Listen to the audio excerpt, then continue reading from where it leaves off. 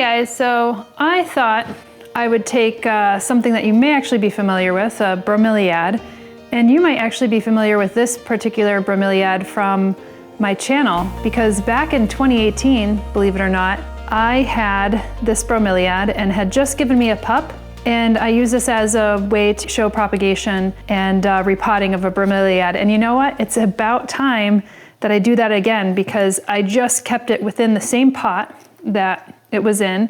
This was the actual original mother plant, and this was the offset, and now this is the third offset. So I have to clean this up a bit, and I have to make a determination whether I want to cut off this offset, because sometimes when you cut off an offset of a member within the bromeliad family or the Bromeliaceae family, that it'll actually produce another offset. That's actually quite common. But I think what I'll do is just kind of clean up the old dead bits, and it's time to move it into a larger pot. So I have this pot here. This definitely has a pot that has had some wear and tear to it. This is just permanent stains on this planter. I mean, I really love this planter. I cleaned it as much as possible, and I just have a little planter base right here. And so what we're gonna do is just take our time to check out the roots of this plant, see if it's still healthy, which, you know, when I look at this, it still looks healthy, even though if some of you may not be familiar with bromeliads, you could say, ooh, look at all those dead leaves, but that's really common. You have the mother plant, it produces offsets. The offset takes the energy from the mother plant. If you don't, you know, cut that offset off, takes all the energy from the mother plant, and then it just continues to produce and propagate some pups. But this is popping out of its pot right now, so I want to give it the opportunity to have a bit more space. But like I had mentioned, I did this back in 2018 with my Quesnelia marmorata, and it's still with me. It looks great. I actually like this type of bromeliad in particular because it's a good space-saving bromeliad. Because if you could see, it has this like nice upward, very slender vase-like growth. And some of the bromeliads, I don't have one here, but like my Neurogelia is one that comes to mind. It has a growth structure that kind of is a more rosette shape that goes outwards. So it takes up a bit more space. You have Acmeas as well. Again, I have my plant collection that's separated between upstate and also Brooklyn. I actually had to bring this from Brooklyn in order to be able to do this here, but a lot of those, like Acmeas, have these serrations on the edges of their leaves, which can actually prick you. It feels almost like a cactus in a way, but of course it's a way for the plant to have protection. This one isn't so bad. So when you're potting up certain Bromeliaceae, have your choice of like gloves for protection. I may or may not wear gloves today too, because this one is not really one that like pokes me or whatever. So you could see I had this in a pretty barky mix. I used Espoma's bromeliad and orchid mix, and so that's what I'm going to use today. I also have their cactus mix, because sometimes if the mix is too barky and you want less structure in it, then you might want to go with like a normal potting medium. I have their cactus mix. You could put some charcoal in it if you want. So charcoal helps if you're watering all the time. It keeps the bacteria down, also provides more aeration. And I also have perlite. I usually keep my perlites in glass jars. I have a really big bag of perlite though, and a mouse got into it. I have it stored out in the garage in the back, and the mouse got into it. I don't know why they were eating the perlite, but so I just like took one of my glass jars anyway and just like dipped into it. And then it's the fall when I'm filming this and repotting this. I'm actually going to give it a little boost with some fertilizer, even though the fall is kind of a time when most plants, not all plants, but most plants are going to go into their dormancy. So I often recommend when plants are going to go in their dormancy to just start to reduce the fertilizing in the amount that you're fertilizing your plant. But because I've been in kind of transition between, you know, Brooklyn and upstate, I have been kind of knocked off of my fertilizing schedule, my normally pretty anal retentive fertilizing schedule. So I'm actually going to give this a little dose of fertilizer. But because this is an organic fertilizer, 131, so it's called an orchid fertilizer, it's really focused on that blooms. So nitrogen, phosphorus, potassium, that phosphorus, you really think about phosphorus, you think about developing blooms for plants. So this one will be totally fine for bromeliads as well, and so I would recommend that. But because it's an organic fertilizer is what I was gonna say, you actually don't have any fear that you're gonna over-fertilize a plant because it doesn't have a higher NPK value. So if you had something like a 20-20-20 or a 10-10-10, that is more synthesized, and I often recommend to reduce or water that down so that you're not over-fertilizing a plant. I also have this one. This is not something that I would use typically in bromeliads. This is a great tillandsia food. This is what I use for my tillandsias, so you actually spray it. So I wouldn't say that a foliar spray is going to work as well on bromeliaceae, like a bromeliad like this, but with tillandsia, which actually use their leaves and the trichomes on their leaves in order to gather kind of rain and nutrients, and they don't have roots, or they have very superficial roots, that's great for tillandsia, which are related to bromeliads, but you think about them more as like air plants, you know, if you will. So that's enough of that bromeliad riff. Let's take a look at this, because I haven't seen the roots of this plant in a long while. 3 years, actually. Let's pull this out. All right, came out pretty cleanly. Move this back here. So, let's see if I could show you this. Let's get my eyes out of the way. That is really beautiful root structure right there. That root structure is just looks fantastic. So that is exactly what I want to see. And it's nice and loose and airy. That bark mix was a good way to go, I think. So I'm going to be very gentle with removing some of the bark here and just freeing up some of those roots. But this is nice. This is a really nice looking root structure. And I'm going to see if this could just break off. Oftentimes you could just break them off, which I'm doing right now. See that? That pulled right off. So that is just the old leaf. Here, and I'm going to move this here so I don't drip the bark all over the place. You could see basically here, that is where the little offset is coming off. And if you wanted to actually cut this, remove the offset from the mother plant, you cut it right at the base. Okay, so let me show you in this camera. If I were to cut this off, I'm like the type of person who doesn't like to, I like to leave the offset on just because I wanted to get as much energy from the mother plant as possible. But if I were to cut this off, I would cut it off right here at the base. You could see, as close to the mother plant as possible. And then you could actually just use that to root that up, and you could have 2 separate plants. I'm still gonna keep this on, and I'm just loving how healthy these roots actually look. And they weren't even really circling around the pot that very much. They were very easy, and I think because the composition of this bark mulch is just very light and airy, and so when you water this plant, it just kind of goes right through. It gives a lot of air spaces and air pockets for that plant to actually breathe.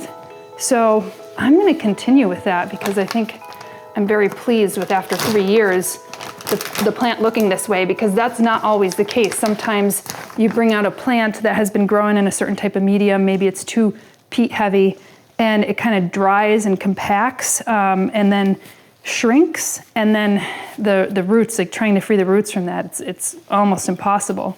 So I am going to use a little bit of this cactus mix. So I'll show you what that looks like. You can see that it looks less airy, but has perlite in it and stuff like that. So I'm gonna mix that in with the bark mix.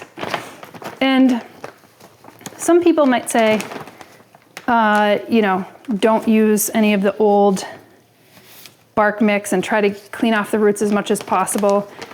I have no problem actually using some of this older bark mix. So I'm gonna just put this in, nice amount of perlite in there. I probably don't even have to add any perlite because that looks pretty good. So I'm gonna fill this up about halfway, like that, because that will give more substrate for the roots to grow down into. So let me just do that. And the other thing I could do is just clean up some of these old dead leaves here. It's not necessary. I think sometimes plants will keep their old dead leaves around themselves, almost like a little protective cloak. So I see that a lot in aloes, for instance. So a lot of aloes, much to the chagrin of some houseplant owners who have aloes in their collection, the lower leaves will actually die and stick on, like be left on to the aloe. But as aloes grow, those dead lower leaves that kind of stick onto the aloe like this actually add another layer of protection so that there's no herbivores that come in, because an herbivore that gets pricked with something like this, or in the case with aloes, because they still have like little spines off the side of their leaves, an herbivore doesn't want to get that all up in their grill. So this might be actually a reason for that bromeliads keep the dead leaves on. But if you want to have these plants for a more aesthetic reason, or maybe aesthetics is part of the reason why you have them in your plant collection in your home, then you could actually remove those dead leaves, no problem. Hopefully there aren't like that many herbivores in your house that are like feasting on your plants, but you know, you might have an errant cat or a dog that wants to gnaw on them, so perhaps you do want to leave those on. But anyway, I'm gonna use some of this old beautiful bark mix because it is really still good, and it doesn't look like there's any kind of fungal problems or anything with this. And again, the plant has proved to be very happy in the medium that we planted it in. I kind of feel a little nostalgic that we're not going to be using this planter pot anymore, because that's the one that I had been using for over 3 years. But it's time for them to graduate into the next planter size up. It's funny how you could just like reuse all your pots. Like I had my Hoya obovata in this planter pot for a very, very long time, and that's graduating into another planter pot as well. So, you know, have to accept the fact that it's time to use this and associate it now with my Quesnelia.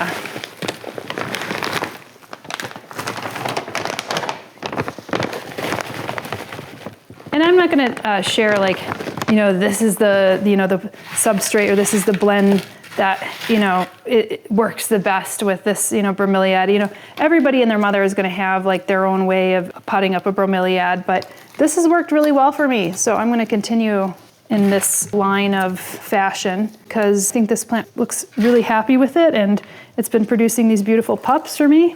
And it's a nice mix. Like when I took that, I get such a joy when I see like a good root structure on your plant when you're about to repot it.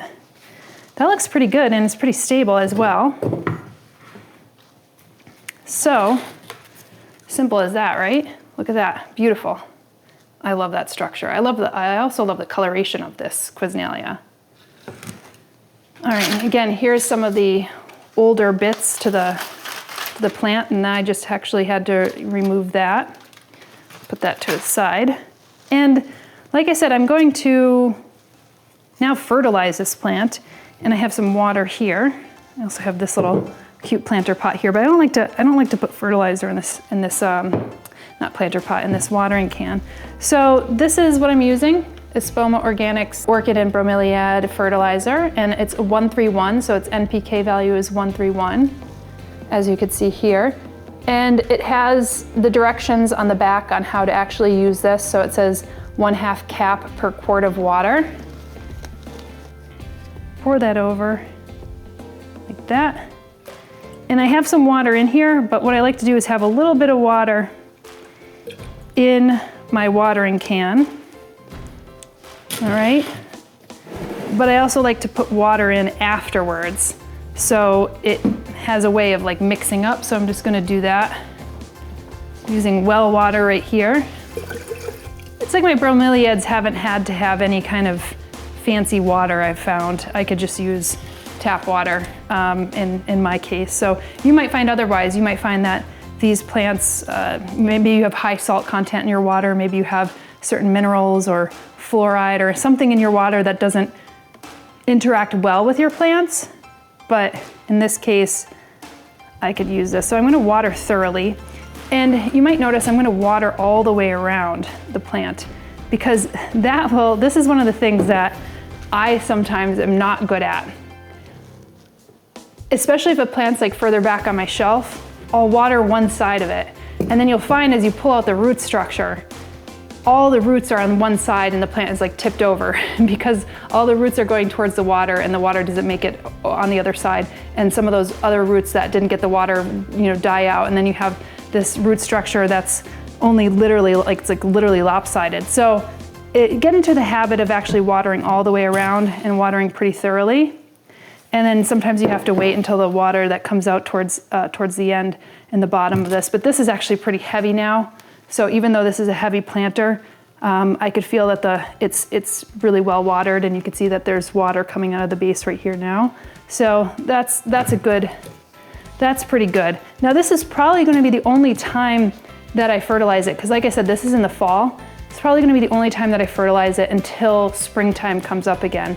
But that's it. I mean, again, you could choose to cut this off near the base of the mother plant and have 2 different plants, but a space saver in my mind is actually keeping them all on the same pot, unless you actually want to sell off the offset or anything, or give it to a friend or have it for a plant swap. I like to keep the baby on the mother though, because like I said, that actually takes the energy from the mother, and then as the mother starts to wane, this offset will become the new mother plant and we'll actually put off another offset. So cycle of life right there.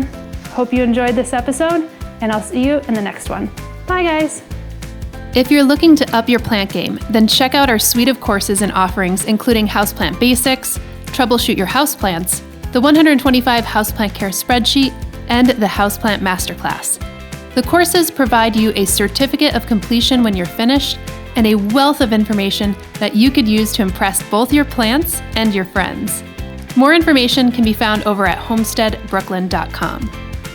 And if you're seeking more information about gardening outdoors and homesteading in the country, then check out our new channel over at Flock Finger Lakes. See you there.